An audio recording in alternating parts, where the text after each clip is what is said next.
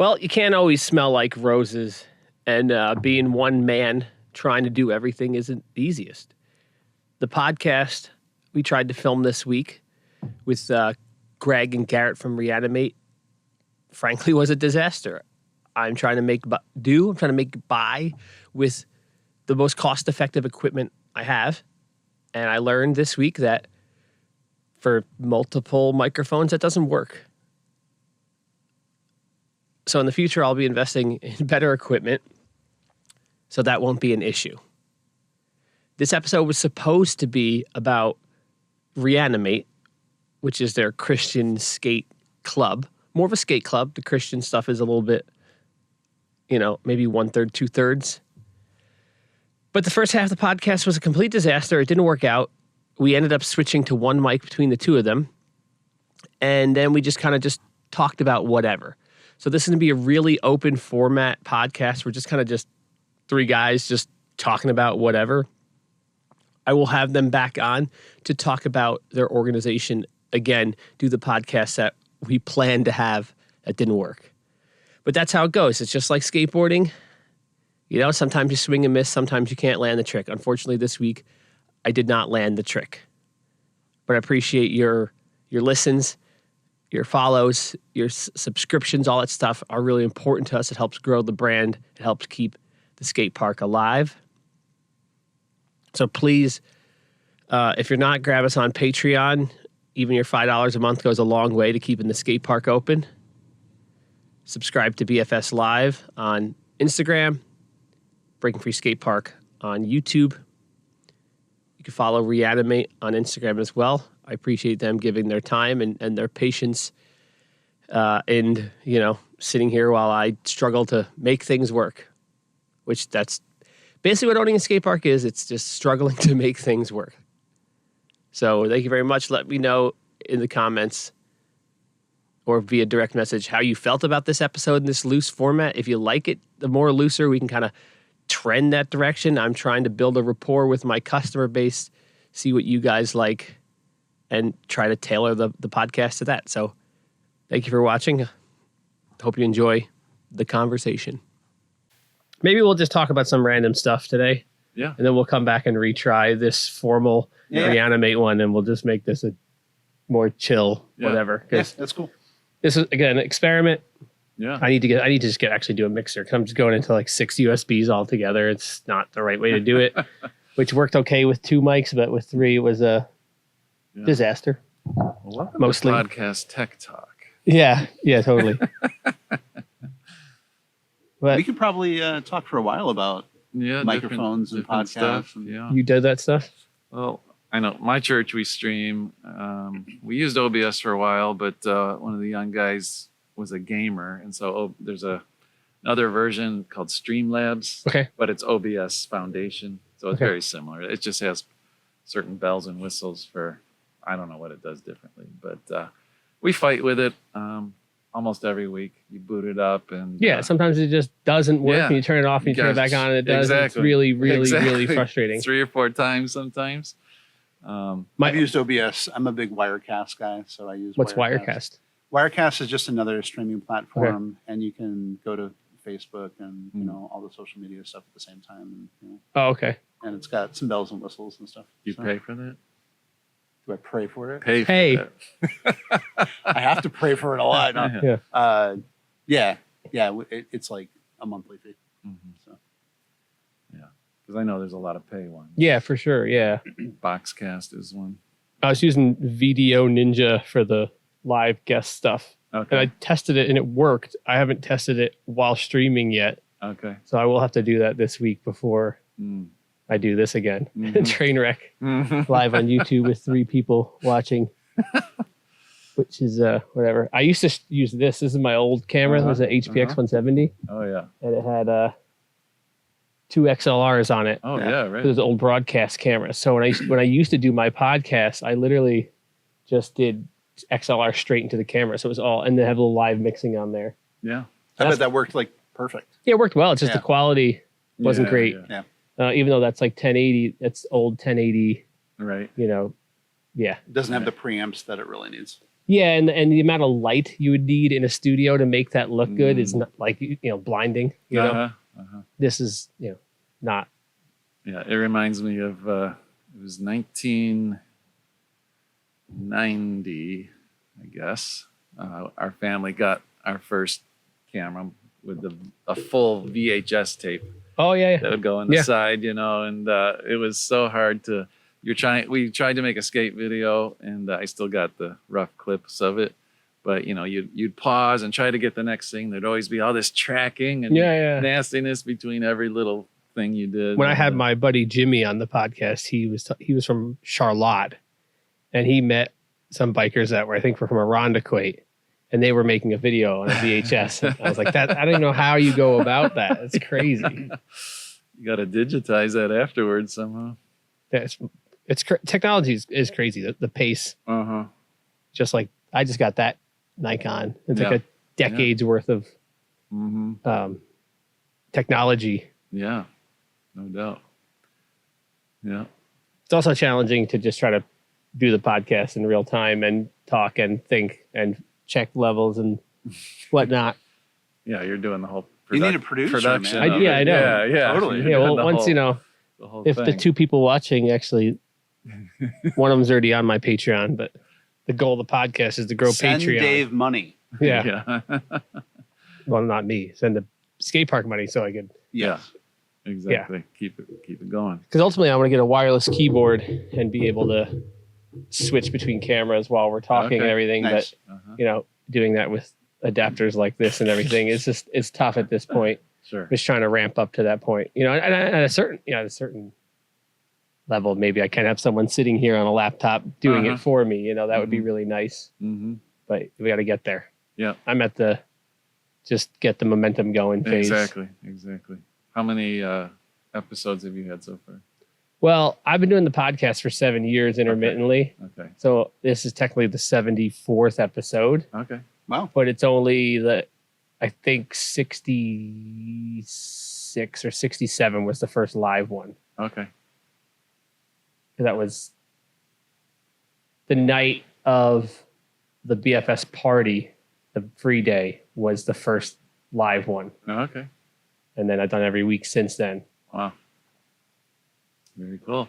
Yeah, next week I have this dude from the BMX world, Montana Ricky, on. Okay. Who's really, really interesting guy. People don't even know how interesting he is. They just know him through the BMX world. He's actually had a viral clip that I'm going to explain it to you, and I guarantee you've seen it.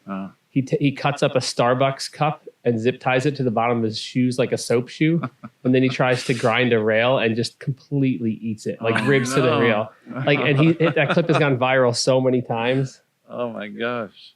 Did you know Greg has a viral clip? Do you? Yeah. What's your viral clip? I was in Florida skating. Was it, 3 years ago? Yeah, it was probably 3 years ago. And I found the skate park, and it had this metal ramp, and it was like a bowl spine combo, and it was really cool. Made of metal? Yeah. Oh wow! And it was made of metal. It looked really cool though. I didn't realize it was metal. Yeah, it was. You can hear it. Oh. When I eat it, you can hear it. The whole ramp just shakes. Oh so I told myself, okay, I'm going to hit the spine, and I was just doing like a tail transfer, like blunt transfer, and I hadn't tried it yet, and so I was like, just bail on the first one, and I popped over, and I wasn't used to the spine, and I thought I was good, and I just like dropped in really hard, like I meant it, and I was stuck between the coping, and I just bottomed out right in the flat. It was probably maybe a 6 foot spine. Mm-hmm. And I let out this scream. This is known as the dinosaur scream. It's like the Snoopy dinosaur Yes, scream. Snoopy. You know what he sounds like when he's screaming. Yes. And I won't do it. You'll probably just have to find it on TikTok, because like you and 175,000 other people will be laughing together or continuing laughing. Wow. Like he's on the ground, like his feet are kicking. He's like, and what's funny is I was out of breath, like the breath just like my soul knocked left my body completely. Yeah. And when my soul returned to my body, and I had breath again, I was sitting there, and I looked up at the ramp. I'm like, this is on video. And in that moment, I was like, this is going to go viral. And I posted it, and like an hour later, it was like 100,000 views. On TikTok. On TikTok. You broke her. I'm waiting for TikTok to be owned by an American company that I'm going to get on board. It's hanging in the balance whether I've been you're going on. to see that or not. I did very, very briefly have a TikTok when I was making disc golf content a couple years back. Yeah. Yeah. But apparently China loves it. You know what he's done. Oh, yeah. Yeah. But when I had Nick Parlett on last week, he's made a lot of money on TikTok doing plumbing content. And he was saying like some of his videos like randomly went viral in like Vietnam. Like look at his views and he's like, I got like 5 million views last night in Vietnam. Yeah. Like what? It's so wild. Yeah, people love that video. Yeah. Actually, one of the skaters that was here tonight, a friend of ours, Dave Klug, Yes. his wife is a singer and stuff. And one of her videos, I think from years ago, it just suddenly, it just suddenly in the last year or something, millions of views, on this one song she did. And just Now the question is she monetized? Yeah. I think she is at this point, yeah. Yeah, because Nick was saying about every million views is $1,000. Okay. Nice. And he said his best video he ever had was 64 million views, but it was before he was monetized. Oh my god, dude! Oh my god! Just to move a monkey wrench and say how to fix a leak or something. What are these videos? Yeah, they're just like, they're just these basic, quick cuts. Like, watch me change this sewer drain. It's just exactly what you. I think. watch them when I have problems. Not his. But maybe I've seen his. Maybe he did one to my house. He snaked out my drain and did a TikTok on it. I was like, I should go look back at the views and be like, yo, do I get commission on this? Yeah, right. Oh my gosh. So my son actually started a YouTube channel a number of years ago, and I was like, all right. And here I am, like the media guy, and I'm like trying to tell him like how to do things and everything. He's like, I got it, Dad. I got it. And he does these Star Wars animated videos where he's like mixing in his own audio and like it's like a remix of different stuff. And he actually does some of the animation himself. That's cool. And it's pretty cool. And he's like, Dad, this is going to blow up. I'm like, it's probably not going to happen. Don't get your hopes up, son. He posted that video, first video on his channel, over 1 million views. Wow. And I'm like, dude. And he's like, I know what I'm doing, Dad. And then his second video was like 600,000. Wow. Like, okay, I think I'll just come to you for advice. Yeah, right. Yeah. Here I am getting like. What year was this? Had to be 4 or 5 years ago. Yeah, probably 4 or 5 years ago. When I opened, I did vlogs constantly, and then because I was in my mind, I had to like keep the customer base and grow the customer base. Sure. While I was building out the park. Yeah. And then once I opened, I was like, this is just so much work. And in hindsight, I really like should have just kept grinding on all of it. But you don't know. Yeah. And then during COVID, I did the whole quarantine series, which was pretty popular. The views were like, okay, but the amount of people that came up to me and were like, dude, I was waiting for those videos like every couple of days. Like, when's the next one coming out? Because like everyone was trapped, and I was doing those videos where I was putting handrails out on street spots. And what the last one finally broke this summer. No, actually, I'm not sure the one behind Village Gate might still be there. Okay. That one's really long. It's like 12 feet long or so. Wow. So you're building stuff and leaving it in these places for people to... Yes, I would come here and I had all these old handrails that were in the building that were just cut up, and I would just like grind the edges into points and then go to places and hammer them into the dirt along like the cart path. We did one, it was hilarious. We tried to do it at Cobb's Hill between the two tennis courts. So you would and it was like the perfect length. Yeah. And it's like we're trying to sledgehammer the rail into the ground, pink, pink, pink. And eventually someone from the neighbor across the street was like, I'm fucking calling the cops. And like the end of the video, we were like, it's like shaky cameras are running back there. Subscribe to the channel. You got to put on like an orange vest, a hard hat. And it was gone in the morning. Like we got it all the way in the ground, but then it was gone in the morning. Probably the Parks and Rec guy had for sure. ripped it out with his bobcat or something. Oh man, you're doing a service for that. Yeah, really. Yeah, it's crazy. The one rail was right on the river trail between Ford Street and the campuses on the west side, right by Flint Street. Okay. And the path like dips down to the waterfront and then comes back up, and it was like right at the Y. Oh, cool. Yeah, that one was there for a good while, and then it's like it got broke. I don't know what hit it. It's like someone was driving like a tractor or something down like the path or a lawnmower hit it or something because it was all mangled up. Oh gosh. The one right over here behind Village Gate along the railroad tracks, that one was like double long. So it's like 12 or 16 feet long.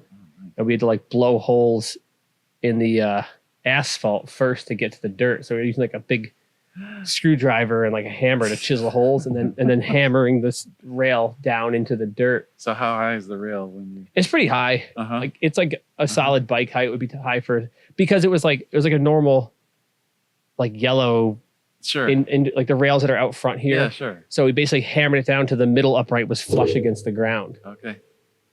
And that it really couldn't be any lower. Right. Because you got to be higher than your axle, obviously, if you're going to use it for bikes. Yeah. So, yeah. Yeah, like that ledge I just built tonight, I tried to make that as low as I could and still make it bikeable, which is like 10 inches. Gotcha. That's a cool bike right there. That's Justin's bike. We the people. Nice. Yeah, well, I'm real bummed this didn't work out, but this is fun. We're just it is fun. Yeah, no, it's cool. You know, you're always here. We don't really get to talk too much. Exactly. It was nice seeing your child again. That's cool. Tonight, seeing what's her name? Alice. I I wanted to say to you guys, I didn't know if I wanted to work it into here or not, but I know you guys are doing something right because people ask me about you, like, oh, you're going to have those guys on? I know your initial reaction to me saying that is you're going to be like, what the hell? People say that? But like when people question what you're doing, it means you're doing something right. Cause it's like, because you're doing something different, you know, it's only supposed to be this way. And I've always had people like that with my stuff. And now that I'm bumping up my social media and I'm getting more views and stuff, I'm getting, you know, you get 100, I've probably got like probably 40,000 views in the past week between all my content. Yeah, your social media is like, it's doing really good. Yeah, the one from the news I got 20,000 on, and all the other reels I'm posting are between like 25 and 35, and the one scooter one I posted is at like 9,000. So you're getting all these views, you're getting comments, but then you get like 2 negative ones, and you're like, you're fixated. Right? What? But you know, the people hating is always a sign that you're doing it right. Yeah. Right. Actually, I've really expected there to be more haters. Like I'm surprised sometimes that there's not more comments and stuff like that. I really like with ReAnimate and stuff. Yeah, with some of it. Like I said, we try to never preach at people. Try to just like build relationship and just be real and authentic. And the opportunity comes up and we can talk about something. The only thing that's been super intentional, but we've been clear about it, is the 1 hour hangout drop-in thing, but we're clear about what it is so that people don't feel like a bait and switch, like, oh my gosh, I showed up to this, Bible talk thing or something like that, and then they freak out. So that we've avoided that. So just trying to be real. The skateboarders in general, like, and they're, I would say like the super opinionated core that demographic are kind of aging out. Sure. You can't make those people happy. True. Period. No matter like what. It's not going to happen. And and if any of them hear this, they're going to be like, ugh. And then like they won't even. They're just. You're not making me happy. Yeah, it's like, like I honestly believe, because I'm not a core skater from Rochester. Yeah. There's just no way that there's like a demographic of skaters that are just never going to mess with me, no matter what I built. Sure. And going down this wormhole, we've been doing this whole history of Rochester skate parks. Yeah. And every one of these skate parks that everyone romanticizes is like, they're all big. All the ramps are big, which is what they say about, oh, it's big, but everyone says, oh. Yeah. Well, actually, this crossed my mind yesterday. People always complain about it being like dirty and dusty here. And then I realized, because I'm putting together this history, there's never been a skate park here this old. There's been so many skate parks in Rochester the last 2 or 3 years. So the wood and the masonite's always new. It's always fresh. Right. And that's the memory. And now I've been here for 8 years, and most of the lumber came from RASP. So like, it is like an endless there's been times where we swept way, like pretty often, and the difference is negligible, right? Like it's like, and there's times we did mopping fairly frequently, and it's good for a couple hours. And it's like, but part of that's just because, the masonite in the wood is deteriorating at such a rate. It's freaking incredible. Like I could blow it all out and sweep out the main section, and a couple days later, you would be astounded at how much of that masonite and wood debris just builds up in the corners. Yeah. And if it really bothers you, it's like grab a broom, grab the the leaf blower and blow it out. Yeah. Yeah. I'm working on a graphic right now, and I make a video because it kind of irks me a bit because I got 2 comments lately about the park being quote unskateable. Oh gosh. And it's like not true. In the context, like if you understood the context, that it's like this is a 1-person show, right? I'm doing 60 to 75 hours a week, and like I brought home $12,000 this year. Right. It's like you wouldn't work this hard for this little money. No one would do what I'm doing. Like it's stupid to do what I'm doing, but someone has to do it. And I'm the one doing it. Yeah. And I love doing it. I'm not complaining. It's just what it is. It's like these same skaters, that doesn't make sense. They just want so much. Yeah. And they don't want to wear helmets. They don't want to pay $20. They don't want to pay $15. They want it to be absolutely perfect. Right. They don't want to volunteer. That's kind of weird because like the old school skate mentality, and I don't know who these people are, but in general, but the old school thing is like you skate the gnarliest, worst things. Like you look at the clips from the legends, like Neil Blender or whatever, they'll skate the craziest transition that they find in the street or the craziest, conditions. And that is like, and they'll rip it up. They'll tear it up. And they'll love it. And they won't say a word about it. Exactly. Yeah. So it's kind of weird to hear that. The skate. Well, what I've learned is that no matter what the context or what the park is or where you are, people are always going to romanticize whatever it was that they grew up riding in those peak teenage years. When I built this place, all the kids from RASP hated it. RASP was the best. I had some comments recently that was like, like RASP was sicker, but like I'll come to check out the foam pit, And then when we had RASP, it was always, dude, Extremes was the best. And there's a bunch of skaters. Scuffs was the best skate park ever. And I'm sure one day when I'm gone and there's another one, there'll be all these people, dude, Break It Free. That was the best one. Yep. Right. That'll be us. Where I learned to drop in again. And on the skateboard, I'm like, no, that sucks. Breaking Free was where it's even like when I grew up, like there was like 1, 2 or 3 outdoor parks by me, and they both closed. And I'm like, dude, Veterans Park, that was the best. Thinking back, I'm like, it was pretty basic, but it was just that was the one. That was the only one you had. So you went there, and in hindsight, it was the coolest place ever. I didn't even grow up with a skate park. Like in Niagara Falls area, there was nothing to speak of in the late 80s. I had to kind of build my own in the yard. I built a 16-foot wide mini ramp. It's probably, by the time it was all said and done, it was 4 feet. Launch ramps I lived on a dead end, so launch ramps and things to board slide on and stuff just on the street there, and that's all I had. Yeah, I got lucky. North of Chicago, there was a skate park, and the bowl, it was like a 8-foot bowl, like just 4-sided bowl, not like yours, but it was built by Tim Payne. So he's like legendary, Team Payne. And that was back in like 88, I think. Big city. And but it was on the NSA circuit and stuff too. So there was a big vert ramp, and so that's what I got my teeth on. Okay. But, literally? No. Been there. I saved that for Breaking Free, all the face plants and everything. That's here. Broken collarbones and ribs. We won't talk about all that. No. Fun times. Yeah. Definitely broke myself in on the spine ramp here. Yeah. Cool. Well, I'm going to hit you with the what would have been my halftime question, which I'm going to work in a segment. I was going to call it like my 2 cents or our 2 cents. Okay. Where every week I was going to pick one thing that's happening out in the social, political news world and be like, let's just riff on this one topic. Yeah. And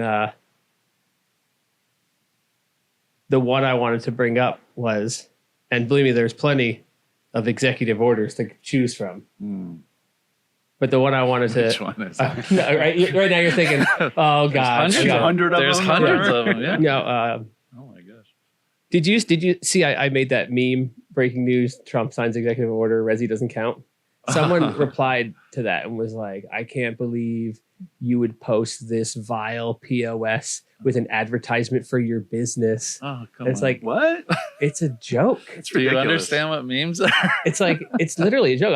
And the Yeah. fact that I'm making a Resi joke, it's like I'm making a joke of the fact that they signed so many executive orders, Right. not saying whether I like or dislike that. Yeah, You know, sure. for the record, I dislike that. Sure. But whatever. Anyway, Politicians are open game though for, you know. and if you go on our Instagram page, this person was on Facebook, obviously.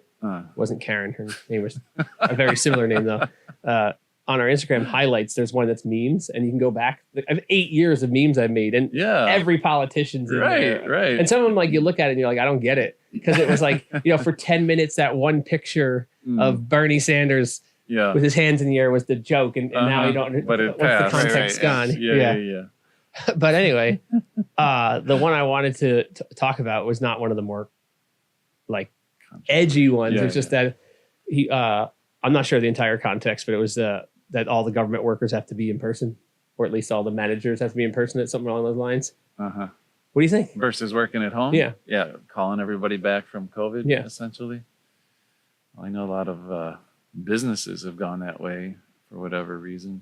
It did seem like for a long time, no, this is the new way to do business. We're more efficient. People are happier. I still know some people, guy we skate with, that works from home, but for a big company in the U.S. I don't know. It seems like a lot of people are being called back. Well, And why do people like to work from home so much? I think We all know Well- why. We all know why. Yeah. I mean, I work from home. there's a lot of reasons. When COVID hit and I started working from home, I loved it. I thought it was great. Right. But with me, I have a lot of like neurodivergent stuff. So like ADHD and OCD and all these things that I deal with. So if I'm working in like a co-work environment, that's really hard for me. If I'm not like, if I'm a boss or something, I can work in an environment like that. But if I'm just like a worker bee, I get distracted really easy. So at home, I'm just like, I'm so productive. Are you Yeah. Not everybody is. I like Some people are the super- opposite. I think you'd be the minority in that situation. Yeah. That's me. They That's sleep me. in. Yeah. They don't have to get dressed. All day long. They could take breaks. And I was listening to a podcast. I don't remember who it was, but it was someone in like the tech space. And what they do, there's these programs you can buy, or these mouses where they like move every so often, Okay. so that the programs that monitor people from working from home. Oh gosh. So this guy from this tech company Like a went on keystroke. Amazon, and he bought like 3 or 4 of the most common ones, and then like coded a program that would look for those exact repetitive movements or whatever, and then found out that like some Everybody's crazy number of using his those. employees were just using that. Wow. And like Monday, it was like fired like 20% of the people at this giant company. Gosh. Wow. Actually, I saw in Shark Tank, there's a guy pitching a program that it basically takes video of your face. And so for Zoom calls, it's your face and you're just like Just like AI. you're nodding type- and it senses like if the conversation goes up or down or the dynamics of the So conversation. you're It's just reacting. And so AI. it's just kind of AI of your face and Oh you're my reacting. And if you're asked a question, there's like a battery of responses. And Oh, come but it was on on. Shark Tank. Like it was a real thing, and he Oh was my making gosh. a lot of money with this thing. Oh, And Jesus. that was definitely off of a COVID Well, that era. yeah, and that goes exactly to my point. People want to work from home so they can get paid to not do work. Yeah. Yeah. And yeah. my whole point is, and I think everyone needs to take this into consideration, Mhm. every single dollar Mhm. the government spends, it gets through taxing us. Yeah. So I don't care what the situation is. Yeah. I want them to be as efficient as possible, Right. because nobody So spends someone else's money the same way they spend their own, Yeah. even less so if there's literally no way to be Yeah. held accountable yeah. for spending someone else's money. Yeah. Exactly. So as a offshoot of that, then what do you think of this new Department of Amazing. Government Efficiency? I love it. Yeah. I absolutely love it. But I'm a small government guy. I like Milton Friedman, Thomas Sowell, and Mhm. Elon Musk has been sharing a lot of their stuff on X, Mm. which I love. Mm. But Do you think it'll be successful? I hope so. I don't know. I mean, the action's waste been in the taken government yet. is just outrageous, Yeah. absolutely outrageous. But also, the debt is so high and the deficit is so high, you can't Right. cut out of that. Yeah. Like cutting will help. It's going to help a lot. Uh-huh. But the only way out of this is we have to grow. The economy has to grow out of this deficit while obviously running as efficient as possible. Sure. There's like, what is it? Like there's like more government agencies than there are years this country has existed. Oh gosh. Like they don't even have a know how And many there always are, how many growing. people there Yeah. are. And Yeah. I have a friend who worked in Washington. He worked for some senators, did the whole thing. Yeah. And now he's no longer, but he's still in Washington. He's no longer working for the government, but he works for a contractor. Mm-hmm. I was like, well, what do you do now? And he's like, well, essentially, we get hired in to do the job that I used to do, but for third party, because a lot of the government employees are bad at their jobs. And I was like, oh, so the government's paying people to do the Right. job. They're doing so poorly, then they're also paying someone else to come in and do the same job. And I'm like, what are From you the doing? He's like, private it's sector. like data collection and putting together reports for people. And I was like, well, AI is Wow. going to replace all these anyway, but Oh my gosh. So you mentioned Elon Musk. Can I rabbit trail for a second? sure. Yeah. So, what's you guys take on the Nazi salute? It's ridiculous. It's absolutely ridiculous. Uh-huh. Like, I keep telling people, like, until he goes, well, we're only going to populate Mars with blonde hair and blue-eyed people. You know, like right. he's like he's done nothing. Yeah. Elon Musk is the closest thing to Batman we're ever going to get, and everyone thought he was the man until 30 seconds ago because he aligned himself with the wrong politician. Apparently, Uh-huh. that guy is doing so much for humanity. It's like it's not even measurable. It's Wow. unbelievable. I saw the quick clip of it and a guy reacting like, "Can you believe this?" Yeah. You know, so it was really framed as a Nazi thing. And then I didn't dig into it. I mentioned it to my wife, and then she looked at it, and her take was seeing it more in context. Like he's just like a kind of a frat boy guy or whatever. She Yeah. thought it was more like a rapper thing, like yo. But Yeah, when they you better framed it, chill with that, bud, dude. ReAnimate. I am German, so Oh, jeez. don't. I don't go that way. What's though. like? He does memes. You know that, Oh right? Like, gosh, he's going to grab a Yeah, you're shot gonna of you. snap a picture of that. It's just so crazy because like you could Yeah. find any still frame of that or videos even, and he's in the context. He's like, my heart goes out to you. Yeah, you know? anybody It's like, raising their hand or it's like, something. oh you my can god, suddenly and turn then it into it's just spinning out of control. that. Yeah. It's so ridiculous. right. It's like Trump has been in office for 30 seconds, and we're back to this everyone hates a Nazi thing, which is even we're going there, which is Uh-huh. even more ridiculous now because a lot of the liberal left that hate Trump are also not sympathetic whatsoever to Israel's cause, however you want to define Right, that issue. right, Right? They're right. Oh, yeah. like they took a break from being pro Hamas to Yeah. condone Nazism. Yeah. You know, and it's yeah, like yeah. It's a mess. It's a huge mess. Just a tangent off of that. I saw some of the girls that were released from Hamas a few days ago, and like they were super relieved to be released, but like one of them, these fingers were missing, her hand was wrapped up. So it's just like like bad stuff was going down. You Yeah. know, torturous.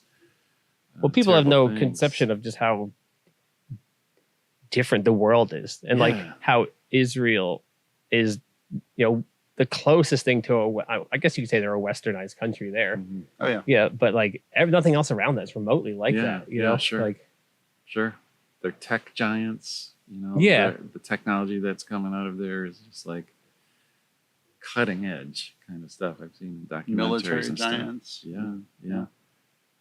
But I it's mean, interesting too because like I try not to be too critical of Islam in general mhm. because I don't know a ton about it, and Mhm. obviously there's bad actors and plenty of silent people that are Yeah, good people. Yeah. Just like And- Christianity. can And be. that's what I was to get to is that like at one point, Christianity was way more brutal, way Mhm. more evangelical, the Crusades and everything. So it's Sure. like, hey, like they have, Sure. give it time. Maybe that, they, All right. I don't know Right. what the term would be, Yeah. domesticate or whatever. But like clearly, Mm-hmm. And I just like with Islam, there's so many, branches, and there's the real extremists, you know, and the majority say that's not what we're like. But in Christianity, you get those extremists too. Like I remember 30 years ago, you know, some Christian guy, you know, sniping one of the abortion doctors, you know, in Buffalo. And, Jeez. You know, stuff like that. And it's like, well, that's not what we're about. You know, he's not representing anybody but, you know, his own extremist views. And I think often people like that, it's really more a mental health issue than it is, you know, the framework of religion can, with mental health issues, can really go sideways, you know.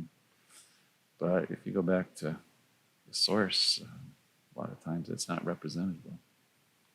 Is there like a extreme radical version for Judaism? Is that just like Orthodox? A type of Zionist, I think. I've seen little bits about it. Almost like a supremacy thing, like they're the pure, like the Ashkenazi Jews are the purists. Is there something like that? Like there have to be. Every group has that. It's like the old school skateboarders, you know, right. super purist, and that's it, dude. Yeah, that's Dogtown. Well, to bring it back to like breaking free a little bit in skating, have you heard of this group in Afghanistan called Skateistan? Yeah, of course, yeah. So there's a group here in Rochester, Rolling Resettlement. And did you know that there was like 2 of the guys were here skating the other day? I think three of them. 3 of them, yeah. A couple of weeks ago. So I came across them for the first time maybe 6 months ago. And I reached out to them, just like, I'm looking at all the stuff they're doing and everything. I'm like, these guys are amazing. This is really great. And I did enough research to know that they were kind of connected with Skateistan and everything. And so I contacted them, and I'm like, we're a Christian group, you know, they're decidedly not. And so like, I don't know what they're going to say, but we got together for coffee with one of the guys. Who'd you meet? I met Matt, is it Trisky? Anyway, Matt. And so we got along great. It was awesome. And then those guys came out, and now we're like planning on working together on some stuff, and we're skating together. And we had that like token conversation, like, okay, so you guys are Christian. Okay, that's cool. We're not. We're, you know, mostly Muslim. I'm like, that's cool. We can skate together, right? And like, and we can teach kids how to skate. Yeah. So that's, I think, just listening to one another and just like being around someone that is culturally, you know, not the same as you, or just not the same views. Right. I mean, I think the internet is just like blown up so much of our process of just like living alongside each other, you know. And it's like when you actually are face to face and with people, it's a different story. It's a completely different story. So when they first came here, because I was involved with all that. Okay. Because it's like rolling resettlement is, I'm on the Friends of the Roxy Skate Park board, and I believe last time I knew we were still the fiduciary for the rolling resettlement. Okay. Because initially, you know, when they moved a ton of Afghanistan refugees here, and a bunch of them were already in that Skateistan program, and a local guy, Ben Rubin.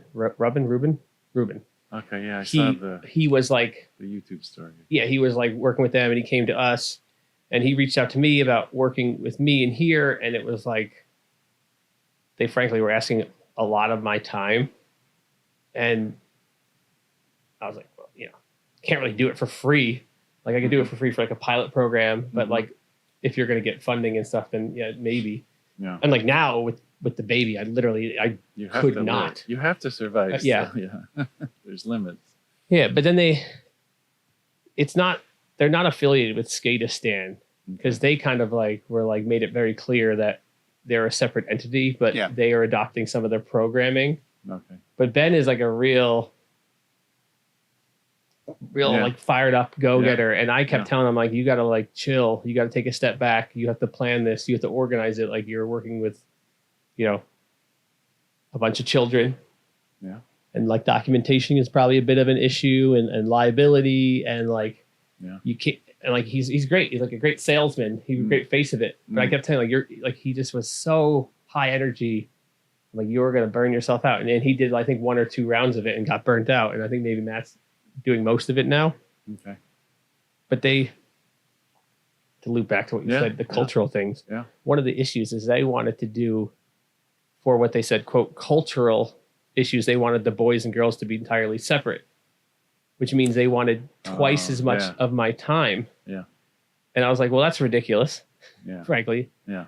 I was like, at a minimum, we could do the school element for the boys and skate for the girls, and then they could swap. At a minimum, we could do that. Yeah, simultaneously. But also, and like I've plenty of respect for other people's cultural norms.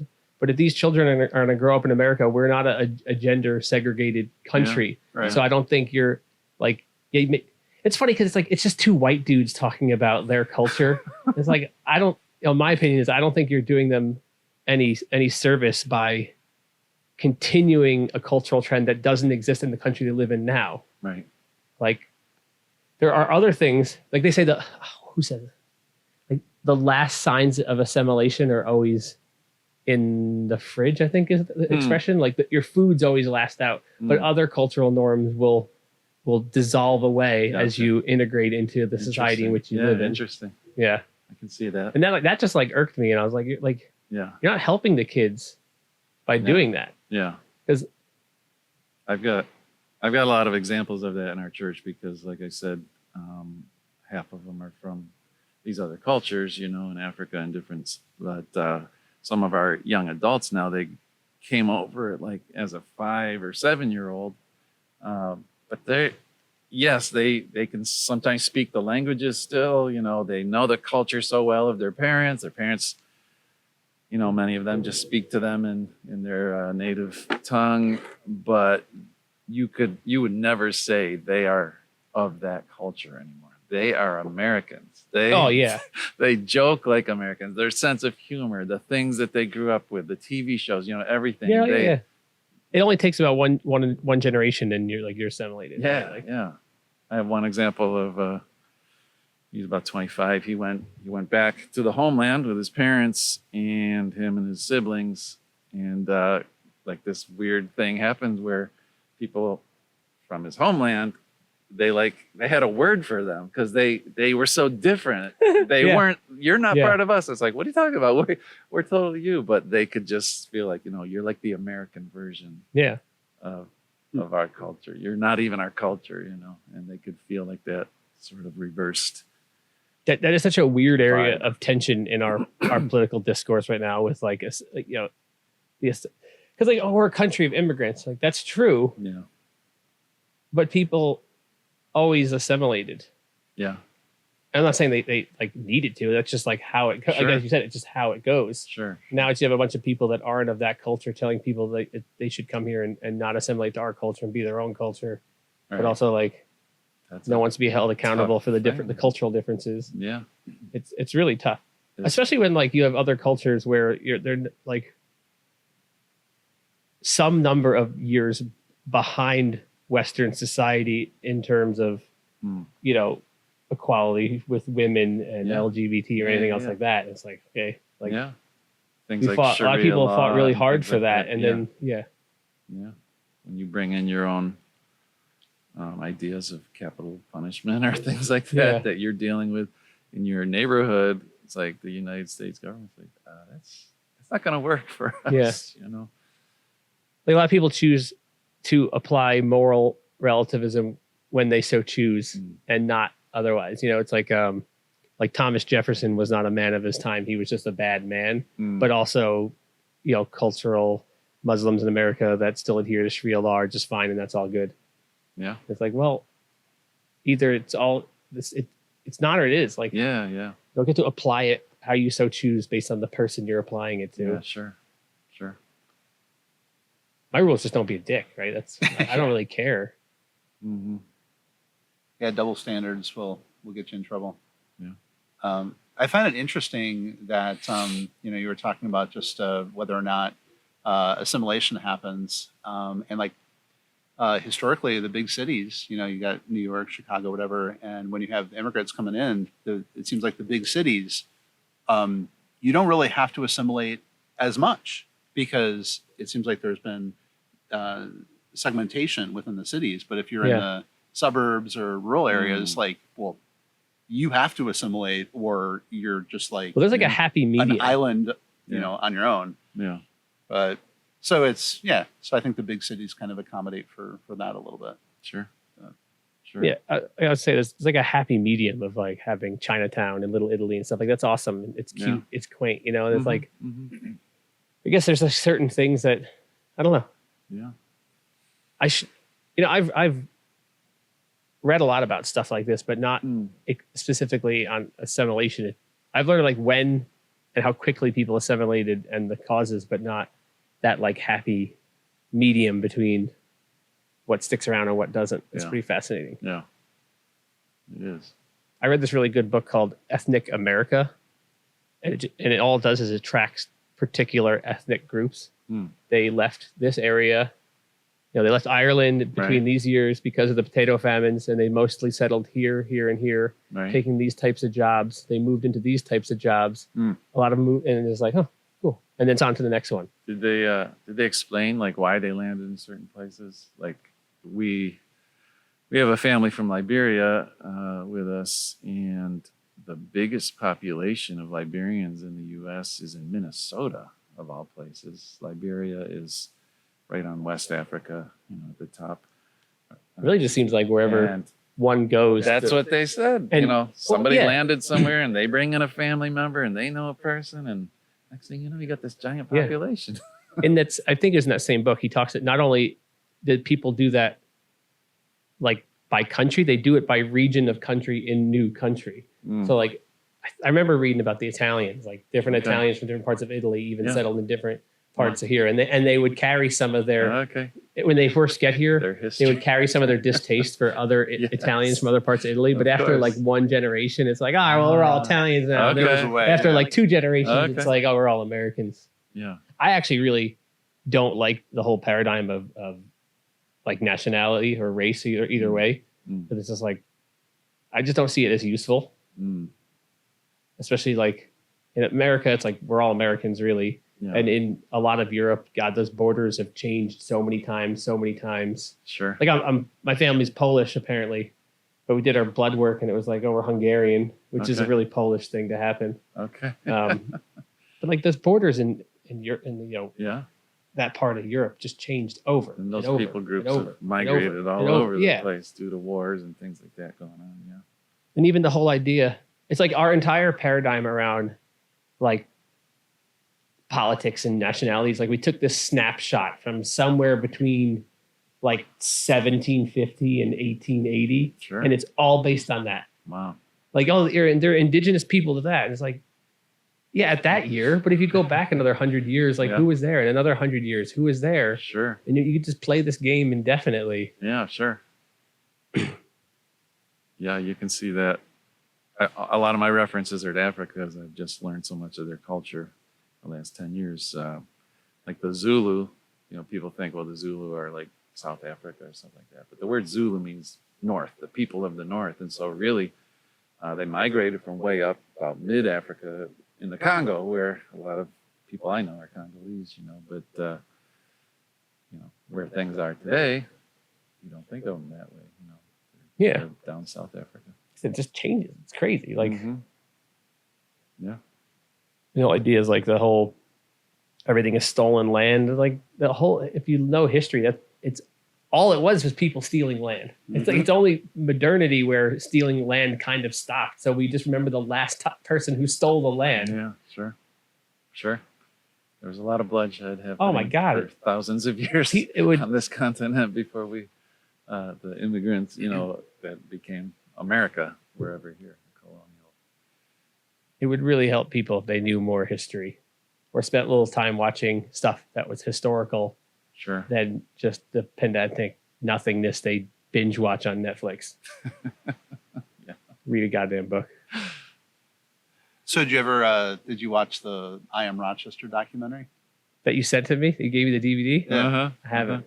You should watch it. I mean, as far as like this area Yeah. of the country, it's a deep dive Yeah. into a lot of history. I'm like an expert at this point. Okay. I've been going to the local library and taking Yeah. out all these books, Wow. all these like these like 70-year-old town clerk historians from like Brighton would write these books in like the 50s and 60s and 70s. And oh man, Wow. What was the name of the author of the book that I Am Rochester was based on? By Glenn. Yeah. Times of Refreshing. Okay. I think it's called. He's alive now. He's like 7 years old or something. But he did the really deep dive from the spiritual point of view. I took a lot of that for the spiritual history of, Charles Finney. If you've ever heard much about him, he was a huge abolitionist. Came to Rochester. Abolitionist preacher came to Rochester 1825 and had this huge revival that affected the whole eastern, United States. Only went so deep at that point. Yeah. But 100,000 people easily were affected by this one event that lasted about 6 months here. Like crime went down to almost zero. Yeah. During that time. There was like almost a 40-year shift in society, because Rochester, you probably know, but Rochester was like the Wild West, in those days, mostly young men coming out to work the mills crazy boom town, yeah, and just drunkenness was like off the charts, and just crazy behavior, and but it was mostly just young men out here, it wasn't like tons of families developing yet, and so that was greatly interrupted by this huge revival that hit. He was a director of the documentary, so he's got a unique perspective on all of it. Yeah, I don't have a TV, so Gotcha. That would make it tough. I'll have to find a way to watch Gotcha. it. Yeah. It's on Amazon. Okay. So you could stream it. I don't know. My computer doesn't even have a DVD slot either. Yeah, most don't anymore. Yeah, it'll be higher def on Amazon. Oh, really? Because DVDs are only like 720p. Okay. Yeah, it's not a Blu-ray. You gotta have Blu-ray to reach 1080. Really, I didn't know that. Oh, Yeah. how times change. Big time. Yeah. But yeah, we probably have a lot of synergies on the things that and historically. Well, a couple of the books I've taken out had huge chapters on all the churches in Rochester. I would skip those sections. Yeah, frankly. I get. Yeah, because I'm more interested in like the. I had a certain audience I was going after, so yeah, for sure. But the film doesn't just focus on that stuff. I mean, we start with the Haudenosaunee and the coming together, the Five Nations, and the Great Peacemaker. And because that lays a cool groundwork for what Rochester would become. They brought in the Tuscarora. I grew up next to the Tuscarora Reservation near Niagara Falls, and so they were the sixth nation to come in later in the 1700s, and because they were being down. I think they're in the Carolinas where they lived, but they were being, sold into slavery and all kinds of bad things like that, happening. And so the Haudenosaunee took them in as the sixth nation. Originally, we're not out in Niagara Falls, but war spread things. Yeah, the natives, they were always. Yeah, I mean, this was as far. The Seneca were here. This was as far west as they went back in the early days. But yeah, anyways, it's super interesting to see all that, because there's certain themes of abolition that were already kind of coming out of what happened there. But I got to meet a lot of cool people. One of the native guys right here at the museum, Rochester, he's like their main linguist. He made some of the clothing, for me, and I connected a lot with Ganondagan, and they made some of the clothing and did in it one of the interviews, and it was a pretty cool experience, to get into all that and hear their perspective, see their point of view. Interviewed. They were very kind to me. Martin King, the grandniece of. Yeah, we touched base with Mormonism, and the great, maybe 2 or 3 great granddaughter of Brigham Young. Yeah. And Which was her interesting. perspective, she's no longer a Mormon, but her perspective on all that. Is that the guy that found the tablets out there? Okay. We didn't go too deep into all those Yeah. stories. A lot of people know those stories, but we contrasted him with Charles Finney because at the same exact time that Charles Finney's doing this big revival in Rochester, Joseph Smith releases his Book of Mormon, printed literally in Parrington. But because of his history of being kind of a charlatan and such, he was almost ran out of town, and they moved to Ohio and then eventually out to Utah. But interesting stuff for sure. Tried to be fair, but And we snuck some skateboarding. we did, yeah. Got a few In the clips. movie. Yeah. Before we released it, Rock City had opened, and Greg knew somebody that did some drone work Yeah. while the Rochester symbol was still painted in the big flat, and It didn't last long. yeah, somewhere No. in the opener of the Not film. even a month, I don't think. Yeah, Yeah, he was the guy who was doing the drone work for friends. Friends of Rock City Skate Park, Okay, and he did like the initial promo videos and stuff like that. okay, I don't know how I found his name, but I just contacted him, and he was like, "Yeah, Right. you can use it. That's cool." yeah, right. But it's not It was a good experience though. Working on that. Mm-hmm. My buddy that's coming on next week, Ricky, I was saying, he's a BMX guy. He's a Native yeah. American, Okay. and he grew up on a reservation in Montana. Mm. And the stuff he's told me is crazy. Yeah. I probably shouldn't talk about it because he told me not to tell anyone about it because he Gotcha. just seems like a normal guy. He like never brings it up, but like Sure. life on the reservation, the conditions that he grew up in, you wouldn't think someone in America in the 90s, 2000s lived in those. Is unreal. Wow. And just like again, like there's Wow. cultural things there, Mm-hmm. and just Mm-hmm. crazy life stuff. And Sure. talk about forced assimilation. Mm.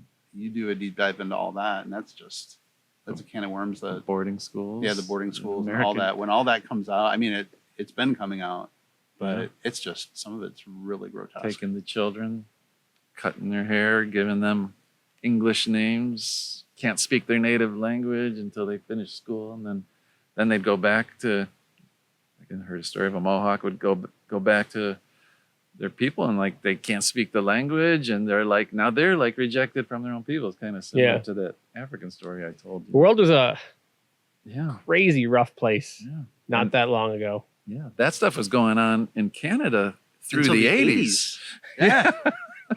Like I was And that shocked when I I- heard that. Like late 80s, it was still just as bad as it was like Yeah.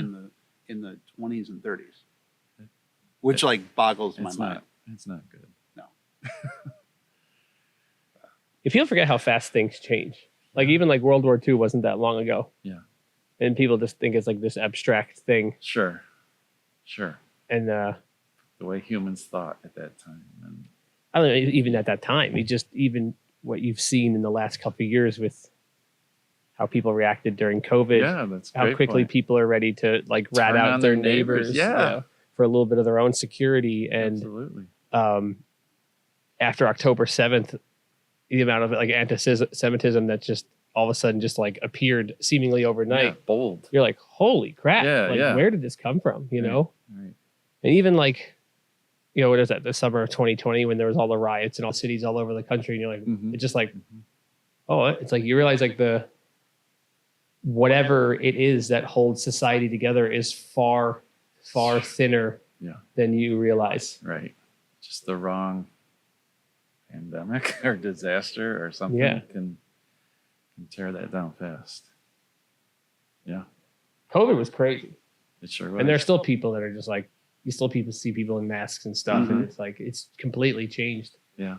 people. I remember seeing that, like, I can't remember how long ago. It was 20 years ago, maybe in the 90s, when in China, it was like, I want to say the bird flu. It might not be the bird flu, but Yeah. something went through there. And I remember seeing on the news everyone wearing masks. I'm like, that's kind of a different way I don't of think masks society, but- culturally are a terrible idea. Like if you're ill, Sure. like that seems okay, Sure. but also, But I know it lasted yeah. you know, in society to this day from that time, and I think it's going to be the same in America. It made sense to me because of the dense population, over there. Whenever I would see video or whatever, it's like, oh, Sure. okay, Sure. if something's going on, it's going to spread much quicker because it's just population is so dense. Right. I also I wrestle with the personal responsibility side of things, right? Like if I'm very health conscious, everything I do all the time, like I'm on my game, I'm in excellent health and excellent shape. Mm-hmm.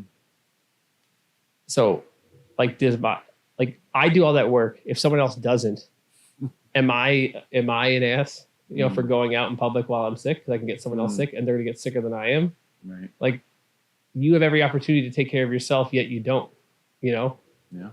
Like the health statistics in this country are staggeringly terrible. Yeah. It's like half of kids are diabetic or pre-diabetic now, which is absolutely outrageous.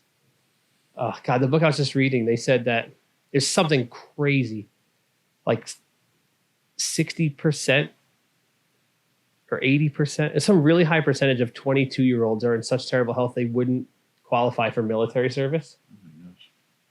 Like we're in a horrible place Yeah. health-wise in this country. Wow. So what do you think of Kennedy and I'm all for it. his drive to I'm 100. try and fix that? When I first started reading, I'm dyslexic. Okay, I couldn't read. I thought I was just stupid forever, and then I learned I was dyslexic. Wow. Mostly because I could listen to podcasts, and then podcasts turned into audiobooks, and then I was like, oh my God, I could listen and absorb, and this is crazy. Yeah. And the first realm I got into reading was about health, food, nutrition. And not only is everything that's in the general knowledge of food wrong, it's literally opposite. Yeah. Like if you did opposite of what they said, you would be healthy. Right. And what's crazy is the data. Like the food pyramid and all this kind of stuff. They're like showing like this was not a good the thing. data on that is not new data. Like they've known for a very long time that there's really no link between dietary cholesterol and cholesterol. Yet I saw a doctor yesterday and my cholesterol was a little high, and they said, oh, you should, make sure you're eating healthy. I was like, you don't like, but they also made me take an EKG because my resting heart rate's really low. Yeah, but you're athletic. And I was like, I told him, I'm basically an endurance athlete. My heart rate used to be even lower. I used to be in like the mid 40s. Whoa. I was like, it's just, and a lot of the people I follow in the health space, they'll share all their cholesterol numbers. Yeah. And they go like, in the context of a healthy person, if this is elevated, like basically say if your overall cholesterol is high, but your triglycerides look good and your glucose response looks good, then it's probably not an issue. But if those things are bad, then metabolically you're not well. Yeah, sure. And it even gets further nuanced where the particular particle size of your LDL matters more so than the amount of the LDL. But then they don't even test for that. So it's like, So my doctor told me to eat healthy and, lay off junk food. I literally don't eat junk food. Like if my wife brings home something that I don't think I want in the house, I literally just throw it away. Yeah. Like, wow. I'm pretty militant about that kind of stuff. Sure. How long have you been that way? I've gradually got that way over years. I still fancy a beer here and there. And like lately I've been eating a little more calorically dense food because I'm lifting weights and trying to put on mass. Yeah. But I was pretty regular with intermittent fasting and eating pretty much the same stuff all the time. I eat mostly meat, which is generally, people think that's terrible, but no, my brother's doing that. He's done that for about 2 years, and he lost all kinds of weight. He feels healthy. He gets his blood tested, and everything's fine. Yeah, one of the people who's like template I kind of roughly follow, I looked up his blood work, and my blood work was like astonishingly similar, like within 1 or 2 numbers of every number of his, which I was like, that's crazy. Yeah. But it's mostly, basically, I eat meat, mostly cow, and I eat plants that were evolved to be eaten. So like squash, basically like any fruiting body that it was literally co-evolved with an animal to eat it. Okay. So, and I generally try to, the seed oils, the colors and the sugars and all that stuff. We're gonna look at sugar like we looked at cigarettes eventually. It's just gonna take time to get Yeah. there. Mm-hmm. Yeah. Well, you know that history then of what America did, the food industry Oh, with sugar. Dude, I don't trust any science anywhere because I Yeah. know what happened with food. I know Yeah. how it was funded, how it was like literally. It was the Upton Sinclair book. If his paycheck says otherwise, crazy. Yeah, I've seen some of those documentaries. I read some books about. I read this book called The Second Brain. Mm. It was about a neurogastroenterologist and how like basically 80% of your serotonin is produced in your gut and through like the vagal nerve. It's like they're interconnected. And this book was not a lay book. Like I was like Googling stuff and like taking tangents to figure out what the hell they're talking about. It was like super Take a dense. nap But, like, after each chapter. yeah, but I would bet money that I have a better understanding about nutrition and digestion than pretty much any dietitian, nutritionist, or doctor you're seeing. Sure. Wow. And I've tested all these things on myself, and like I know how my particular body responds. Yeah. But Interesting. Have you gotten into anything about blood type, like eating for your blood type? That was kind of I think it's got to be bullshit. kind of an idea out there. That's like HP diets. Mm. No way. It's like the funny thing is you get someone who's like vegan or vegetarian, Uh-huh. and they're like, well, everybody's different.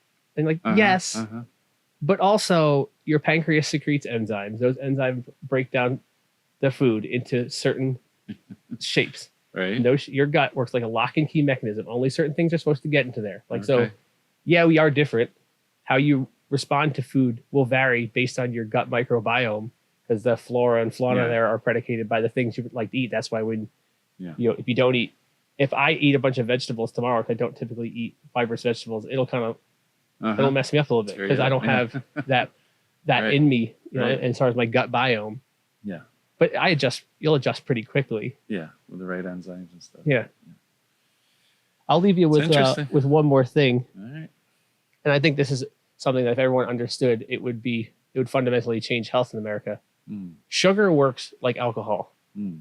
You can only consume so much per event, right? It's like, if you have more than one beer an hour or one drink, you get drunk, right? So generally speaking, depending on your body size, whether you're male or female, and your glucose response, you can generally consume about 30 grams of sugar per eating event. Okay. Then what happens if you do more than that is your pancreas cannot secrete that insulin, all the stuff, right? Yeah. So then sugars get into your gut that aren't supposed to be there. Mm. When those sugars get into there, they can leak through your intestines, Leaky right? gut, It causes leaky gut, gut wall permeability. Then all sorts of other things get into your blood. When things are in your blood that aren't supposed to be in your blood, you get autoimmune conditions. Your body starts to attack itself because it doesn't know where the stuff is coming from. Also, chronic high blood sugar from doing this causes low-grade inflammation in the brain, which causes all sorts of neurological conditions. Oh, geez. So if you could limit your sugar to under 30 grams per eating event, it would have a profound change in your health. But you'll find that to be very challenging when you start looking at the labels of what you eat. Sure. You get the whole candida thing going on. Yeah. Casey, so what does 30 grams look like in a meal? I mean, if you're eating whole foods, like normal whole foods you cook, it's pretty easy to stay in that. If you're eating anything that's packaged, forget about it. Sure. Like can of sugars, can of Coke's like 60 grams of sugar. It's great. Okay. It's soda is double. And the problem with sugar sweetened beverages are even more terrible because your body doesn't you have like a misconnection because you're not eating it, you're drinking it. So your brain doesn't feel like you're consuming as many calories because historically no fluid is ever that calorically dense. Sure. Wow. Yeah, when I cut out soda and French fries for this is going back years ago, but just those two things I cut out, and within 6 months, I think I dropped like 30 pounds. Well, French fries, I think if French fries are cooked in tallow, they're probably not that bad. Also, starches like potatoes, you can make what they call resistant starches. Mm-hmm. Every time you heat and cool it, the starches become more resistant, which leads to a lower and lower glycemic response. Okay. So if you cook these potatoes and then chilled them and then cook them again, like triple cooked French fries. Yeah, and you cook them in beef tallow, I don't think it would be much of an issue. Huh. But I think this is the seed oils are a major problem. Does anybody do that? I mean, McDonald's used tallow for years before it switched to seed oils. They're just so cheap because it's just an industrial byproduct at this point. Yeah. And tallow is really expensive. Huh. I think seed oil. I think it's one of the things RFK is like really is right about is the seed oils. Yeah, I've heard that. Because they're essentially rancid. They're like deodorized and bleached, and like the whole process to get them to shelf is crazy. And they can't handle high temperatures, so they become rancid, which causes oxidative stress. And then you're eating something that's causing all the stress to your body. Right. My brother-in-law told me something at Christmas time when we were visiting about orange juice, how they make it. Like I can't remember the whole process, but they do all this stuff to the literal juice of the orange, and at some point in the process, all you have is this gray liquid, and then they have to infuse all this color back into it to make it actually look orange. It's like It's possible. It's crazy. why don't you just squeeze the orange and let us drink that? Because it'll go bad too quick. That's Right. the problem, right? Make it last on the shelf. I mean, But it's not even orange juice by the time you drink it. It's something Yeah. else. a good rule is to don't eat something that like your great grandmother wouldn't recognize as food. Like that's a pretty good rule, you know. I mean, if you're just preparing your own meals, like you're going to do a lot better in general. Yeah, absolutely. French fries are messed up though. Like you could put like a 1.5 pound steak in front of me and I'll eat all of it and I'll be satisfied. But then you eat one fry and all of a sudden you can eat 1 pound more food. Yeah, right. It's really crazy. If you do like a 30-day like carnivore reset, you get to understand how there's a total difference between satiation and satisfaction. Yeah. And whole foods are very satiating, but then they're not satisfying, especially if you've had high glycemic foods any time in your life. Right. You'll be fully full. I can't eat another bite, but you put a piece of cheesecake in front of me. I could fit that Yeah, in. exactly. It's like, exactly. wow. That is crazy. Wow. So what's your take on like during COVID, bring it back to COVID a little bit, a lot of people lost their taste and smell, right? Yeah. So parosmia, it happened to me. I got COVID and lost my taste and smell. Everyone else, that happens to them, and it just like came back within a couple of days or a month or whatever. For me, it never came back. It never came back right. Now it's And it taste turned and smell. into garbage. Oh yeah. Everything he ate was When it did start coming back like- after about 3 or 4 months, it was like utter garbage. Everything tasted bad. Everything tasted bad. And back then my diet was not great, but when that happened, I was just like, okay, I mean, pizza's bad, chicken, everything's bad, right? But I started realizing that the food that I would make myself and like really high quality foods Tastes that better. has no preservatives, nothing like that in it. It was like, oh, well, that actually tastes better. So anything like my favorite, like my guilty addiction back in the day was Cheetos. Like I used to eat Cheetos. I cannot put one in my mouth. That's like a blessing, really. it is. Yeah. Well, I started losing all this weight and everything. Yeah. And so it was bad for a while. It was, you were with me during that time. I was a beast for like, everything is just awful. But now, I mean, the only soda that I'll even think of drinking is Dr. Pepper, which is really interesting. And I found out like across all the people that have had this happen to them, that's the only drink. They're like, Dr. Pepper tastes That's great. weird. It's really weird. They're Is there like still Coke and is there Pepsi. still prunes in Dr. Pepper? I think there might be. That was the Or original. back in the day. I haven't drank soda in like Taste. 15 years, and if I taste it, it's like I'm like, holy yeah. crap, it's so sugar. like I drink I like seltzers, and like Yeah. when I drink like a lemon lime seltzer, like Yeah. in my mind that's like what a Sprite The tasted like. sweetest And thing. if I have like a Sprite, I'm like, That's holy crap. Yeah. Also, when I eat almost entirely real food, when I eat fake food, it like leaves like a residue on your teeth and your mouth. Like Yeah. real food doesn't like stick between your teeth and like cake into it. You know, I had to pick Oreos the other day. I was like, whatever, and like Yeah. I can't do you it. could just feel it's not No, real. yeah. It's bizarre. Right. Also, if you do like a 30-day carnivore or 30-day keto, either way, Mm-hmm. if you cut out all sugar for a month, your sensitivity to sweetness like goes through the roof. Wow. And then all of a Completely sudden, changes. oh my God, like you'll notice different sweetness throughout like a cut of a steak. Or like you'll be eating a carrot and like oh that it's crazy.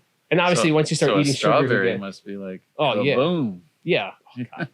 After it, Wow. the thing is, if you detox from all that hyper palatable, super sweet fruits. stuff, then you eat like blueberries, and oh my God, the dancing plethora of flavors and this one's tart, this one's sweet. Oh my becomes God, what an candy experience! Yeah, Healthy candy. like I think people do a disservice to their children by giving them candy. Oh yeah, big time. Like kills me. Kids are like, it's like crack with these kids. Like Yeah. they look at the candy machine like Yeah. like That's like how Seinfeld talked about Halloween. It's like, what? They're giving it away. Yeah, so for me, it ended up being a blessing, really. Yeah. It was terrible for all those years, or at least for the first couple of years. But now, I mean, I'm eating better. I'm cooking my own food. Yeah. You know, a lot of times. just cooking your own food goes a long way. Yeah. And not getting like already kind of made and heating. Like actually, people act like cooking is the hardest thing in the world. It's ridiculous. It's I get the big pack of ground beef. Sure. I spend 15 minutes, season it. I made my own little burger press because the normal ones aren't big enough. Nice. I make a ton of patties. I pack them up in 3 packs. I've smelled your then- grilling once. Oh, yeah. I just throw them on when I throw them on. Yeah. Like, I'm up there skating. I'm like, I what's he smell cooking food. down there? Yeah. It smells pretty good. dude, and eggs are so amazingly good for you and so Sure. cheap, even with them the Sure. price of them going up. Like, Yeah. and eggs are one of those things where you can see the quality of the egg. You could literally see it. The crappy eggs have these pale, Yeah. weak yolks that just have no Right. resilience whatsoever. Right. You get some good eggs; those yolks are like goldenrod brown. They're Yeah. sitting up like 3/4 of an inch. You could poke it; it doesn't go bad. Yeah. Oh my Sure. God. That's what I feed my daughter. Yeah. I just Because I everything just give for her life egg is yolk. in an egg. I mean, Yeah. it's the beginning of life. So the amount of nutrition in there. Egg yolk is one of the most nutrient dense things you could eat. It's like beef liver, right. shellfish, egg So, yolks. Here's a weird experience. In the 90s, I had a job where I was driving all the time, all around the city. I got to know Rochester real well at the time. But I'd stop in gas stations and eat, ho-hos and ding-dongs and just Slim Jims and, whatever. And I was living that way for a couple of years. And I got to a place where I never had a doctor tell me, but I was like hypoglycemic. Like I would eat a meal and then I'd be like, I couldn't even imagine getting up to walk across the room and for like an hour or something. And at that time, pre-diabetic. yeah, and I was skinny, thinner than now. And That's a thing though. It's called skinny fat. deceiving. Yeah. It's deceiving. And my brother had a Russian partner, and he goes, I've got to, he was gonna give me some sort of thing to help. I'm like, oh no, what is this guy gonna give me? But he came over with a big can of red caviar, and he said every day take at least a spoon of this. He brought some type of red wine. I don't know if it's port wine or whatever, and it was like legit, like all the antioxidants, all the caviar is that all those egg, life type stuff. Omega 3s as well. Yeah, I didn't the first few times like, okay, I can do this. But I don't like caviar. It's like the seashore. It's like dead fish smell, Yeah. But I'd put it on something else and just try to get it down. But after doing that and changing the way I was eating, like I bounced back and never had lasting health issues from that. But I was on a bad road, Yeah, for a lot of people, treating my omega body. 3 to omega 6 ratio is big, and eating. This is something like there are like religious truths that they figured out a long time ago, Sure, like eating sure. fish once a week. Yeah. Crazy good for you. Yeah. Crazy good for you. Right. Yeah. True. I love that. You find stuff in the food space where like, or even in the like the psychological literature where it's like, oh man, Right. they kind of figured that out a long time ago. Yeah, sure. And then they kind of pretend like that we didn't already know that, but like people figure that out. Yeah, sure. Well, people forget history, and so things get discovered again. Yeah. And they get forgotten, discovered again, Yeah. and then it's this pendulum of stuff that happens to society. That's why older people, they appear so smart. It's like, well, But yeah, I've known that for years. Right. And, you're Right. just discovering it now because you're young. You're a kid. You tend to learn stuff when you're alive longer. Can't tell it to a 15-year-old though. No. We gotta learn. And I've got a 16-year-old, and definitely you can't tell. He knows everything, dude. I remember when I was young, dude. Yeah. My teens and 20s, you couldn't tell me anything. Got dude. it. I figured it out. I know life. Then eventually you realize you're wrong about everything. Yeah. Yep. Get humbled, hopefully. Yeah, I'm in my 50s now, and still I'm like, okay, I think maybe I have a little bit of a clue on some things. Yeah. But you've learned to be humble, so you're like, but I could still learn. Yeah. Well, they say smart is knowing the answers to questions. Wise is knowing what questions to ask. Yeah. It's good. People are wise. Yeah. Wisdom's much better than. Are we old people now? I think we are. And there are people who are dumb, but they're wise. You know, like Yeah. like there are some people in technical trades who seem like they're idiots. You know, common sense. They see, but then all of a sudden you get them. They can get anything with pistons running. Yeah. They know that language. Yeah. Exactly. Yeah. All kinds of intelligence. Good stuff. Good Yeah. stuff. All right. Well, Good- I mean, that was fun to just kind good of test like run, this is yeah. like we just talked like how we talk at the skate Yeah, park, which is yeah. fine. Yeah. I'll probably trim out that whole beginning part and I'll have you on again Save to that actually for- talk about ReAnimate because Okay. like everything I've been doing, I want to cut out some nice reels that we could post as collaborators so Yeah. they're on both our feeds and people can know what you're doing. Cause Awesome. I appreciate what you're doing. Awesome. Yeah, we'll blow it up. Definitely. Cause Yeah. yeah. Yeah. Yeah. Well, thanks for the opportunities you're giving us here, and we hope that it will reciprocate and bring more business. And Yeah, because I'm all about the Keep things community alive. aspect of it, Sure, you know. And if you're sure. doing your thing, like, yeah, sure, I'll give you guys a deal, like whatever, it's $5. Like, Mhm. because if you get 3 more people to come, then I'm in the green anyway on that. Yeah. But it's better. Like, the sense of community is the most important thing. Hmm. Because who cares if there's 30 people at the skate park and they all came alone, rode alone, and left Right. alone? Yeah. Like, what kind of culture is that? It's Yeah. terrible. Yeah.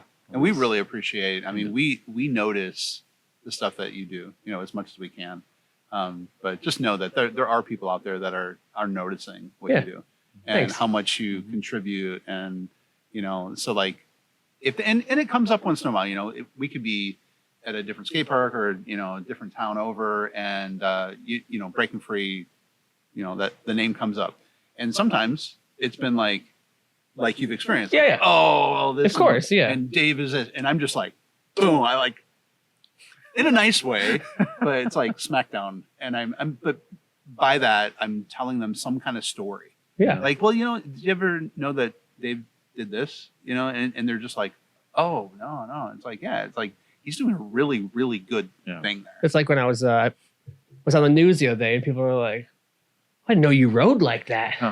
That's happened every year. Oh, nice. Someone will, like, I'll post a clip and someone's like, dude, I didn't know you rode. Yeah. I didn't know you. It's like, what do you Like, you think? just I just sit sit behind the counter and look mad all day. That's my whole life. I just take your money and they go, "Ugh." This is my thing. Yeah. Yeah. I do it well. Dude, I get it too. Cause I remember being a kid and going to the skate park and Sure. thinking like, dude, $15, dude. Yeah. And it's a different story when it's like, dude, Yeah. it's $9,700 a month I'm paying in rent here. Like, do the math, you know, like, Ugh. That's a big undertaking. Yeah. Yeah, the one thing that we found when we're looking at, you know, what's the vision for ReAnimate and what we're doing and just like, you know, where we're going to be in 5 years and all that kind of stuff. And the one thing that we keep coming up against other places around the country that are doing what we're doing, like Skate Church and all that. Yeah. And they're just like, yeah, you don't want to build a skate park. You don't want to open a skate park. no, you don't. You just Don't. It's a terrible idea. And there's like all of these reasons why you shouldn't. And Yeah. all of those reasons, I think about you Yeah. and like, just like the grind that you're in and you're just like, you're making it happen. I for love all every the right minute of it. Yeah. For all the right reasons. you know? I like I say, you have to be dumb and smart. Yeah. Like you have to be dumb enough to do it, but smart enough to make it work. Yeah. Yeah. And I'm doing it. And like, dumb and wise. yeah, And it's so funny.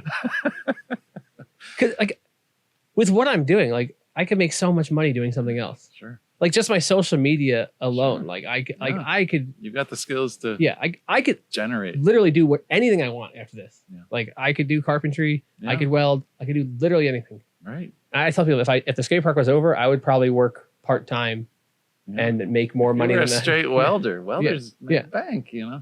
I'll work 3 days a week welding, make more money than I'm making working 60 hours a week for this, and have a lot of free time to hang out with my wife and kid. Yeah. I don't want to work full time. That sucks. I don't feel like I work.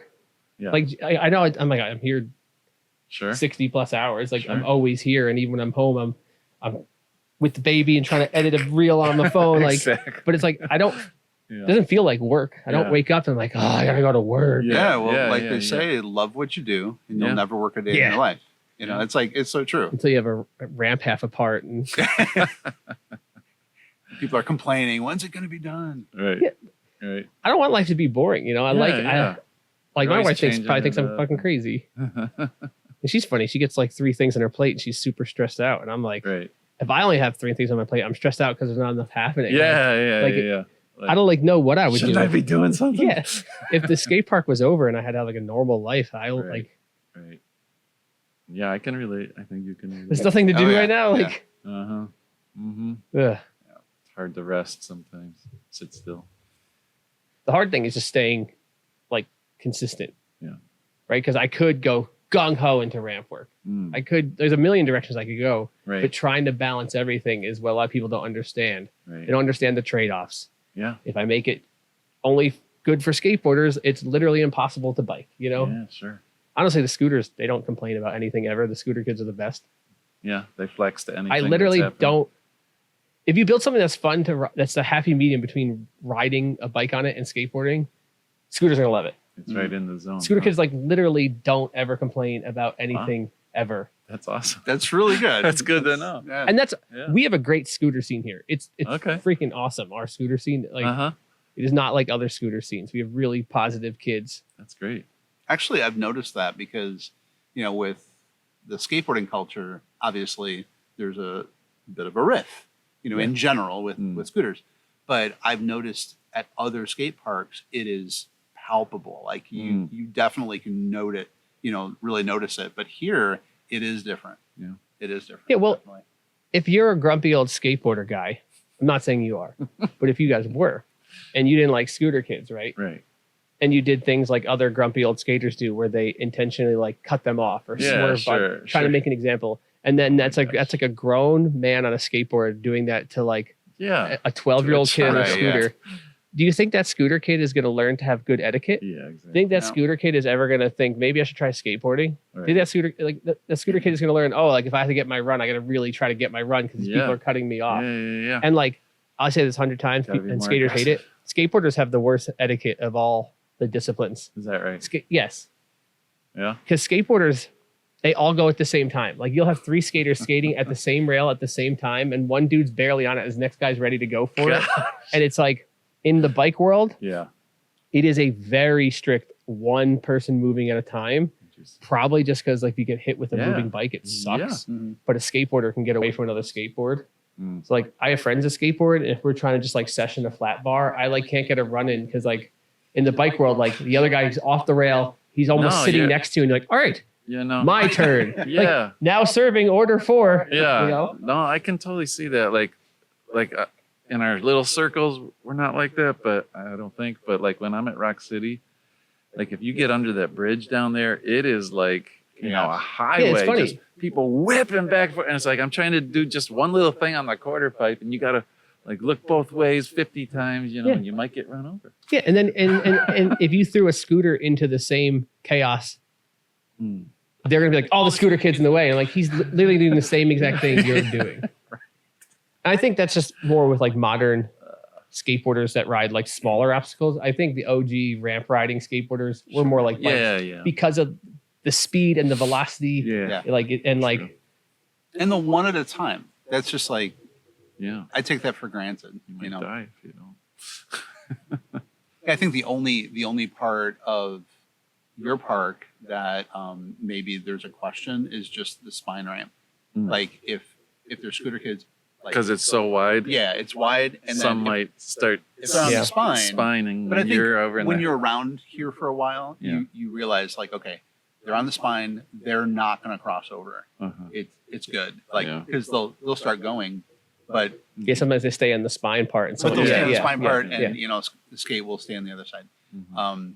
You know, So it works. It works pretty well. Mm-hmm. Well, speaking of the spine, you guys want to? You said you want to give me a hand with the spine. We'd love to. I'm thinking help refinish. it'll be great. Yeah, and I just had a meeting today with a guy, associate at Lowe's. Okay. And so he sent me an email about a community grant. Oh wow! So I didn't tell you about this, but so I'm going to apply for the grant for Flower City Work Camp and see if because we're a not-for-profit, so if we get that grant, which we probably will, I'm going to go for as much as possible. Yeah. And as far as I'm concerned, like a big chunk of that, depending on what we're doing with like rolling resettlement and all that, it can go straight to the spine. Cool. And awesome. How I sell that is just your community involvement. Yeah. Like it doesn't matter that you're a for-profit business or anything like that. Mm-hmm. So.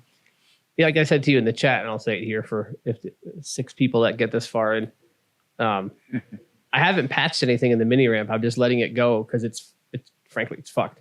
It's so bad right now, and it structurally needs to get fixed. Where the ramps meet the floor, we did it wrong. That was one of the first things we built. We literally didn't know any better. The joists, the floor joists on that section are going this way, and then the studs and the ramps are going this way. And then because the riding surface is 2 layers a half and the floor is 1 layer 3/4, where they meet, there's a double seam where they should always be staggered. Yeah, sure. So it's a double seam and it's not resting on a stud. So you have this flexing in between. Okay. So really, and to further complicate it, it's all layered diagonally because that was the lumber from the half pipe at Rasp, which was layered diagonally. And for the sake of saving lumber, if you try to cut all the diagonals to straights, you're going to just eat a lot of it. Yeah. So when it's layered diagonal, you have to take apart so much ramp to get down to the bottom layer. Oh but basically what we're going to have to do is all the masonite off, throw it all away. Yeah. All the lumber off. Yeah. And probably have to go 2 layers a half all the way through the whole thing, not do the 3/4 floor. But then the problem there is where the next section over, where it's like the chute from the main section, we have to go all the way over. Or pull it up and put it a shim or something. Like there's going to be, like I said in the chat, like there's a couple ways we can do it. One would be doing half all the way through. One would be trying to get like a stud at the junction, but then you'd have to like toenail because you couldn't get into the next one. But then toenailing is not the best way to do it. Yeah, it's not the so I was thinking we could do toenails, but then I could screw a 2x6 underneath. Yeah. So that it won't have anywhere to drop to. Sure. So there's a couple ways to do it. Okay. But like I said, it would have to be a full tear off and then all the structural stuff and then back together. I didn't get to skate up there today because I know you addressed some things. Oh yeah, the copings. Yeah, coping's it's better. Yeah. Yeah, it should be. Yeah, really I was there. solid. I was up there like Big the difference. whole time. Yeah. Yeah, that's great. Thank you. And you can see where some of the masonites come up. There's like caulk, like some clear silicones. I've tried a couple ways to fix some of the problems, and because like it's just you take apart like a third of the ramp to get to the bottom layer. Yeah. It's really bad. So Andy, the guy that skate with us now, so he's a builder. Oh, okay. That's his trade. Okay. He's going to volunteer for Flower City, and I told him a little bit like there's a possibility that we're going to be doing stuff here at the park, and he was all in. He's like, nice. I'll be there, whatever you guys need. So he like pretty much committed that whole week of. I could give you I can go over there pretty quickly and give you an idea of just how many sheets we would need to make it. I'll need that. Yeah. Yeah. I mean, hopefully that grant goes through. I mean, think there's it's no like guarantees, but 20? 20 sheets? Yeah. More? Less? More than 20. I mean, diagonal's hard to judge. Well, if we're redoing it, I would say just Go get rid of straight. it. Just do it all straight. I don't think, because the idea behind diagonal is that, it's so funny because why does this even matter? Because the argument is that if it's diagonal, your skateboard wheels won't hit both seams at the same time. But if you're supposed to wear different. if you're putting masonite over it, why does it like the wood can be straight because the masonite they make the masonite diagonal, right? Right. I don't think it's worth it, and I think if it's built well, and now I do build stuff pretty well. That 8 years ago I didn't. But if you're using the best side of the lumber up, you're putting some putty over all of the over the knots or anything. Like you should be pretty good. Yeah. And fresh masonite will be a game changer. Like big time. Like I said earlier, like my masonite's 13 years old. That's pretty amazing. It's it's even crazy. Look at some of the stuff in the park where the new sheets are. It doesn't take long, a year and a half, and the masonites are already getting beat the hell up. Yeah. Right. Yeah, I'll do that. I'll give you an idea. I'll just look at it and tell you, like, this is how many sheets it looks like we would need. I think I have someone that's hinting towards maybe financially helping. And I think that's great. I think the second half of the spine extension, I think that side's fine. It's really just the main body. It's actually really bad all the way on this side where the 4 foot's recessed after the spine. The floor there is really, really bad. Oh yeah. I've done some like kind of ghetto fix underneath it. It's like a Band-Aid. I'm waiting for like one day for it to be like, oh gosh. Yeah, like it's yeah. But that was from what was his name? Miguel Poppy Skates. He was trying to one of the contests. He was jumping, trying to like caveman jump off the top of the railing to flat, and just like broke the floor. Oh gosh, that's huge. What is that, like 10 feet or something? Way. Yeah, 8 or 10 feet. Cool. Well, thanks for coming and having this. Thanks for having us. Yeah, BS section. That's cool. Again, we'll have you on, and we'll actually talk about ReAnimate another time. Yeah, sounds good. I guess I need to actually buy a mixer to do 3 mics. Sure. I appreciate it. I know it's been great. after midnight now, so no, we're good. It's good that it's Friday. Yeah. So. I gotta be here in a couple hours. So Yeah. All right. And then we got a thing tomorrow too. Yeah. So Meeting. yeah. All right. Thanks, Dave. cool. And I'm really excited about the mini ramp thing. Yeah, that'll be nice. Be a good draw, I think, when it's fresh. Yeah, 100%. Like it needs it so bad. Mm-hmm. And like I said, I don't want to do any patching because it's just It's been patched. it's been patched to freaking death, dude. I tried to do when I made my boards here. I tried to make it look like I took a picture of the masonite, and I was kind of upset. The company I see that. Yeah, the company that printed it, like the background ended up being so dark you can't see. But I was trying to make it look like a quilt of patching. Yeah, that's what this place is. Sure. That is cool, actually. All right. Well, thanks for coming. I appreciate it. Yeah. If anyone makes it this far, hopefully. Thanks for anyone that joined. Yeah. I'll cut out all the crap in the beginning. It'll just be us talking nonsense. So Mark, you still with us? hit the like everything and subscribe and whatnot. And Yeah. if you don't have me on Patreon, hit me up on Patreon because Okay. I'm trying to keep the skate park open. That's the goal. Yeah. $5,000 a month on Patreon. Yeah. If I can get half my rent paid, I think we'll be in good shape. It's a good cause. Mm-hmm. Definitely. I was telling Zippy last night, I'm grinding. I want to get to the point where I'm making $5,000 a month. Mark is in the chat still. What's up, Mark? I want to get $5,000 a month through Patreon, and I'd like to get $5,000 a month through content in general, which is going to be hard. Yeah. But if I can get half of that, if I can get half of my rent paid, it takes so much pressure off the business. Right. And like, I'm not trying to get rich out here. If I can go back to the good old days when I was bringing home like $27,000 a year, I could live really happily on that. And I would just invest all the money into just constant, like I told Zippy, how I started this segue, told Zippy, if I get to where I want to be, I will have you here 2-3 days a week, and we will just one project at a time. We'll do this, then we'll go into that, and it'll just be awesome. Yeah. That's cool. It's not like this because I want it to be. It's like this is what it has to be given the financial situation I'm in. You know? Yeah. If you go back to my good years, like 2017, 18, 19, every year I was doing huge projects. Huge. Like that back section that I redid last year. That we did that. That front section we did. Yeah. We redid a bunch of the box jumps twice. Like every year I was doing, cause I'd make money in the winter, bank all of it, get through the summer, and whatever was left over, I'd be like, all right, cool. I'm ordering $6-7 grand worth of lumber, and we're gonna build some shit. Okay. Yeah. And then for the past 5 years now, it's Indifferent. not only that, I end up going into debt toward the end of the year trying to just get to the busy season again. So Yeah. that's how it goes. Yeah. I guess. Well, So hang in again, there. We're We're in your corner. We're rooting for you. Yeah. Definitely. Yeah, this place has been so Well, great for us. At a minimum, I got like a year and a half on my lease. So you There got you go. at least a year and a half on me. Okay. Uh, Uh-huh. and you know, he said that's why I said I got a 3-year. This is my 3-year plan. So a year and a half, I keep grinding.